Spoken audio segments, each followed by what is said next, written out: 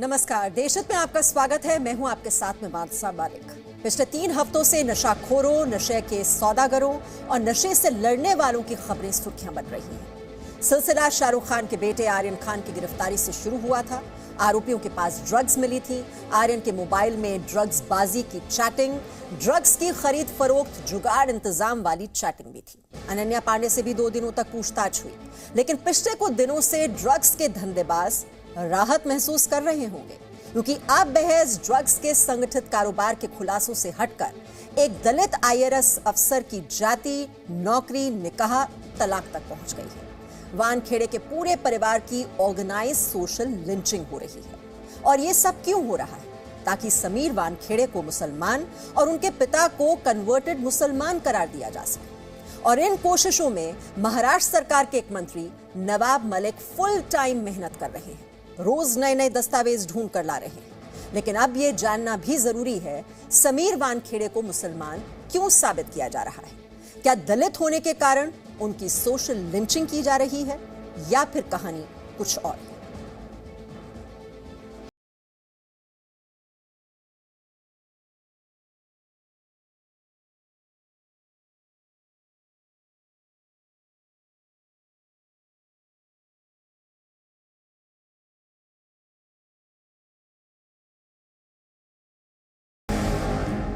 समीर की पत्नी परेशान, बहन परेशान, पिता परेशान, पूरा परिवार दिन भर मीडिया के कैमरों के आगे असली दस्तावेज दिखा दिखाकर बेगुनाही का सबूत दे रहा है। सवाल झेल रहा है कि क्या समीर दलित हैं या मुसलमान? क्या समीर के पिता मुसलमान हैं? समीर की दलित जाति क्या है? समीर ने कब निकाह किया? समीर ने कब तलाक दिया? और ये सारे सवाल महाराष्ट्र सरकार के मंत्री नवाब मलिक के दावों की वजह से उठ रहे हैं। इतने बड़े मंत्री महोदय, महाराष्ट्र के मंत्री, एक रिस्पेक्टेड आदमी है, तो पर्सनल लाइफ में नहीं जाना चाहिए। पर्सनल लाइफ जाना, मेरी जाति, मेरा धर्म, मेरा नाम क्या हो, तो गुनाह है। कोर्ट में उसका एट्रॉसिटी लगाऊंगा, मेरा सब ओपन कर रहा है, तो मैं कभी उसके फैमिली बारे में कुछ नहीं कहा। आर्यन पकड़ा गया था तो जांच शुरू हुई थी कि सेलिब्रिटी पुत्र को ड्रग्स की दलदल में कौन धकेल रहा है। जांच के दौरान निचली अदालतों ने शुरुआती तथ्य, सबूत देखे, आर्यन खान को जमानत नहीं दी। तफ्तीश तेज हुई तो रैकेट का भंडाफोड़ होने का खतरा बढ़ा और फिर जांच अधिकारी समीर वानखेड़े पर ही राजनीतिक हमले शुरू हो गए। दलित हिंदू परिवार के समीर वानखेड़े को मुसलमान करार दिया जाने लगा। महाराष्ट्र के मंत्री नवाब मलिक ने खुद मोर्चा संभाला। नवाब मलिक ने अब तक 4 प्रेस कॉन्फ्रेंस की और 2 दस्तावेजी सबूत दिए। एक समीर का कथित बर्थ सर्टिफिकेट और दूसरा समीर शबाना के निकाह का निकाहनामा। समीर का जो जन्म प्रमाण पत्र नवाब मलिक ने जारी किया है, उसमें समीर के पिता का नाम दाऊद के वानखेड़े लिखा हुआ है। इसे स्टार लगाकर घेरा गया है और स्टार का मतलब सर्टिफिकेट में साइड में लिखा गया है ज्ञानदेव कचरूजी वानखेड़े। लेकिन इस दस्तावेज में कहीं नहीं लिखा है कि ज्ञानदेव मुसलमान है। लिहाजा 2 दिन बाद नवाब मलिक ने एक दूसरा दस्तावेज पेश किया, समीर शबाना का निकाहनामा। इस निकाहनामे में दुल्हे का नाम समीर दाऊद वानखेड़े लिखा हुआ है और दुल्हन का नाम शबाना जाहिदा कुरैशी। इस निकाहनामे में वकील और पहले गवाह का नाम नहीं दिख रहा है। निकाह पढ़ाने वाले काजी कहते हैं कि समीर जरूर मुसलमान रहे होंगे, तभी निकाह पढ़ाया गया था।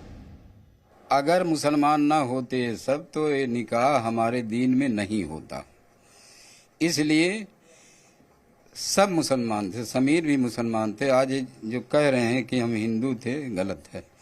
अगर वो हिंदू वहाँ जाहिर कर देते तो ये निकाह नहीं होता और ये रिश्ता भी नहीं होता। समीर वानखेड़े कहते हैं कि निकाह हुआ था और अपनी मां की खुशी के लिए उन्होंने मुस्लिम रीति से निकाह किया था। लेकिन समीर मुसलमान बने थे, ये दस्तावेज कहीं नहीं है। हालांकि समीर वानखेड़े और शबाना जाहिदा कुरैशी की पहली शादी स्पेशल मैरिज एक्ट के तहत ही रजिस्टर हुई थी। समीर का परिवार उस सरकारी दस्तावेज को भी दिखा रहा है। आज जो सर्टिफिकेट दिखाया है वो सच है? हाँ, वो सर्टिफिकेट सच है, इसलिए तो मेरे बेटे ने स्पेशल मैरिज एक्ट के अनुसार उसने रजिस्ट्रेशन किया है, इसी वजह से किया है। समीर के पिता भी मानते हैं कि उन्होंने मुस्लिम महिला से शादी की थी। समीर प्रेस रिलीज जारी कर चुके हैं कि उन्होंने शबाना कुरैशी से शादी की और सहमति से तलाक दिया। लेकिन समीर और उनके पिता ने कभी मुस्लिम धर्म कबूल किया यह अभी तक साबित नहीं हो सका है और ना ही इसका कोई दस्तावेज है। समीर के पिता पूरी फाइल लेकर बैठते हैं, अपनी पढ़ाई से नौकरी और रिटायरमेंट तक के कागजात दिखाते हैं। कहीं मुस्लिम धर्म कबूलने का कोई जिक्र नहीं, लेकिन नवाब मलिक का कहना है कि वो सारे सरकारी दस्तावेज टेम्पर्ड है। कल तक जो बर्थ सर्टिफिकेट पे उंगली उठा रहे थे वो टेम्पर्ड सर्टिफिकेट है, वो महानगर पालिका के रिकॉर्ड का हिस्सा है। ऑनलाइन सबकी बर्थ सर्टिफिकेट नज़र आती है, समीर दाऊद वानखेड़े की सर्टिफिकेट नज़र नहीं आती। नवाब मलिक पहले ही कह चुके हैं कि समीर को जेल भेजेंगे और शायद जेल भेजने के लिए ही समीर को मुसलमान साबित करना चाहते हैं। देवेंद्र कोलहटकर के साथ जितेंद्र शर्मा, जी मीडिया, मुंबई।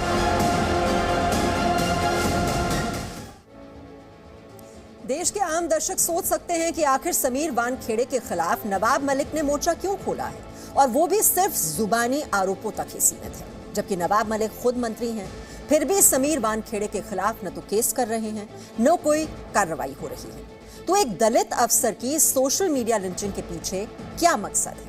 समीर का परिवार कहता है कि नवाब मलिक के दामाद समीर खान पर भी ड्रग्स के धंधे में शामिल होने के आरोप हैं और समीर खान 8 महीने जेल में रहकर भी निकले हैं। समीर वानखेड़े का परिवार कह रहा है कि नवाब मलिक शायद अपने दामाद को जेल भेजे जाने के बदले समीर के खिलाफ झूठे आरोप लगा रहे हैं।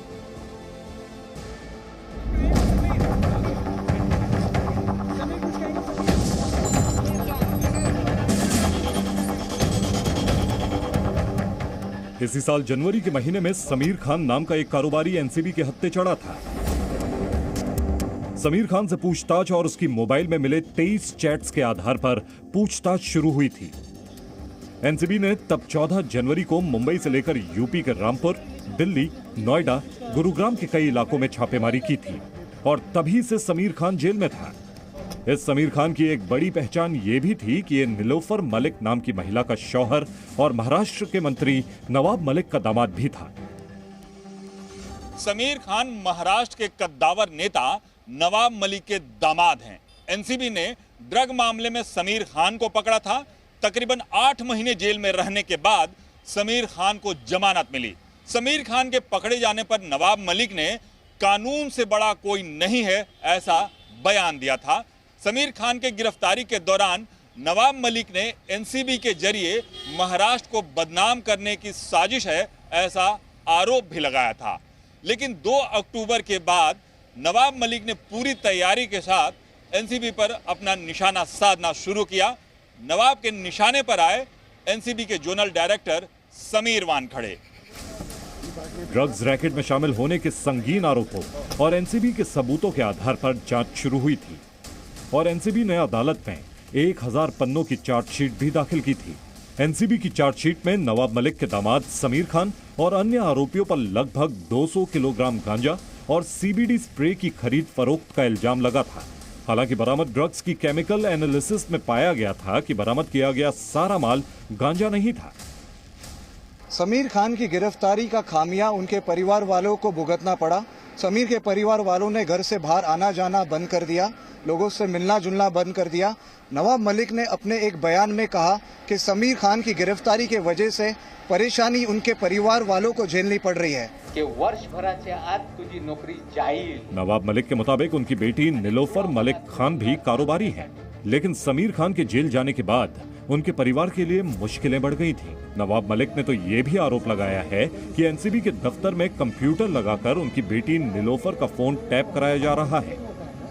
समीर वानखेड़े इस शहर में 2 लोगों के जरिए लोगों का फोन टैप कर रहे हैं। लोगों के फोन को कहीं ना कहीं उनको इंटरसेप्ट किया जा रहा है। 2 प्राइवेट लोग हैं, एक व्यक्ति मुंबई शहर में है, एक व्यक्ति थाना में है।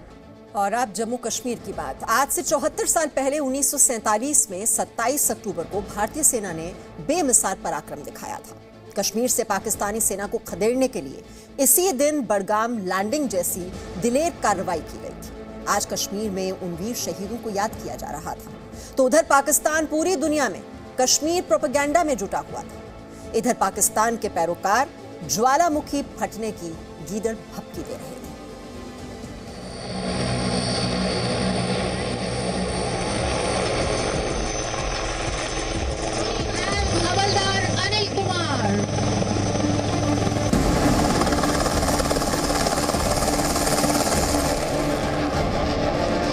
एयरपोर्ट पर उठता धुआं और आसमान से उतरते हिंदुस्तान की सेना के जाबाज। कुछ ऐसा ही पराक्रम आज से 74 साल पहले भारतीय सेना ने जम्मू कश्मीर में दिखाया था। आज ही के दिन भारतीय सेना के कदम बडगाम में पड़े थे, जिसे बडगाम लैंडिंग के नाम से जाना जाता है।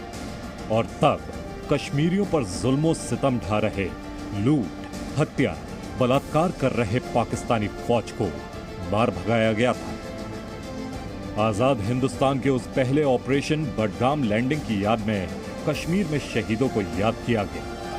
पाकिस्तानी फौज को पीठ फेरने पर मजबूर करने वाले लेफ्टिनेंट कर्नल दीवान रंजीत सिंह ने तब जंग की सूरत ही बदल डाली थी। ये तारीख ऐतिहासिक है, 27 अक्टूबर 1947, क्योंकि ये स्पष्ट करते हुए कि मेरे पीछे जिसे आप देख रहे हैं ये एक सिंबॉलिक है, लेकिन डकोटा VP905 जिसकी विंग कमांडर KL भाटिया ने लैंडिंग करा दी थी। कहाँ लैंडिंग करा दी थी? आज तो आप यहाँ पर एयर स्ट्रिप देख रहे हैं, तब ये कच्ची पट्टी हुआ करती थी। आप अंदाजा लगा लीजिए कितनी बड़ी चुनौती ये रहा होगा विंग कमांडर भाटिया के सामने। और साथ ही आपको ये भी बता दूं, इस पर 1 सिख बटालियन सवार थी और उनकी फेमस ऐतिहासिक श्रीनगर लैंडिंग करा दी गई और कश्मीर को पाकिस्तानी फोर्सेस के चंगुल से बचा लिया गया। भारत एक तरफ उन्हीं वीर शहीदों की वीरता को याद कर रहा था, कश्मीर के लिए जान कुर्बान करने वाले हिंदुस्तानियों को श्रद्धांजलि दे रहा था। तब देश के जवान जम्मू के जंगलों में भटक रहे थे। पुंछ के भाटा दूड़िया के जंगलों में सुरक्षा बलों को आतंकियों के हथियारों का जखीरा मिला, जिसमें AK-47, मैगजीन, 29 कारतूस, 2 ग्रेनेड, 4 बिस्किट के पैकेट, 2 डेटोनेटर, 2 सिरिंज और कुछ कपड़े भी मिले हैं। 12 अक्टूबर से चल रही मुठभेड़ के बाद अब इन जंगलों में आतंकियों की तलाश शुरू की गई है। पता चला है कि 6 आतंकियों का ग्रुप जम्मू के रास्ते घाटी में घुसने की साजिश रच रहा था।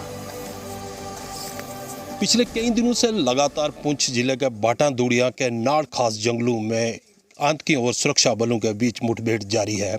आपको बता दें, जहां एक तरफ सेना के जवान पूरे जंगलों में सर्च ऑपरेशन शुरू करके आतंकियों पर प्रहार कर रहे हैं, वहीं पुलिस के जवान जम्मू पुंछ राजमार्ग पर डटे हुए हैं और लगातार इस इलाके पे जो सर्च कर रहे हैं और लगातार इस इलाके से किसी भी गाड़ी को आने जाने के लिए रोक रहे हैं ताकि किसी तरह की और कोई दुर्घटना ना घटे। आतंकवाद पर यही सख्ती और चौकसी कश्मीर में अमन का एकमात्र उपाय है, लेकिन कश्मीर को अपनी खानदानी विरासत समझने वाले आज भी धारा 370 और 35A के झुंझुने के लिए झल्लाए बैठे हैं। लावा बन रहा है, लावा। ये समझते हैं सब खामोशी रहेगा, ये लावा एक दिन फटेगा। अल्लाह जाने इसका रूप क्या होगा, शक्ल क्या होगा। पुंछ में जब भारतीय सेना के जवान आतंकियों से लोहा ले रहे हैं, तब पुंछ के दौरे पर पहुंचकर 370 की माला रटने वाले फारूक अब्दुल्ला की नीयत क्या है, यह समझा जा सकता है। श्रीनगर से अदिति त्यागी के साथ रमेश बाली, जी मीडिया, पुंछ। और अब आज की एक और बड़ी खबर, सुप्रीम कोर्ट ने पेगासस जासूसी कांड के मामले में SIT से जांच का फैसला सुनाया है। 3 तकनीकी विशेषज्ञों समेत 6 सदस्यों वाली कमेटी की अध्यक्षता सुप्रीम कोर्ट के पूर्व जज RV रविंद्रन करेंगे। मामले की अगली सुनवाई 8 हफ्ते बाद होगी। सुप्रीम कोर्ट के पूर्व जज जस्टिस RV रविंद्रन SIT के अध्यक्ष होंगे। इसके अलावा नेशनल फोरेंसिक साइंस यूनिवर्सिटी के डीन डॉक्टर नवीन कुमार चौधरी, अमृता विश्व विद्यापीठम के प्रोफेसर प्रभारण पी, IIT बॉम्बे के एसोसिएट प्रोफेसर अश्विन अनिल, पूर्व IPS आलोक जोशी और इंटरनेशनल इलेक्ट्रो टेक्निकल कमीशन के चेयरमैन डॉक्टर संदीप ओबरॉय सदस्य हैं। App available on Google Play and App Store. Download it now.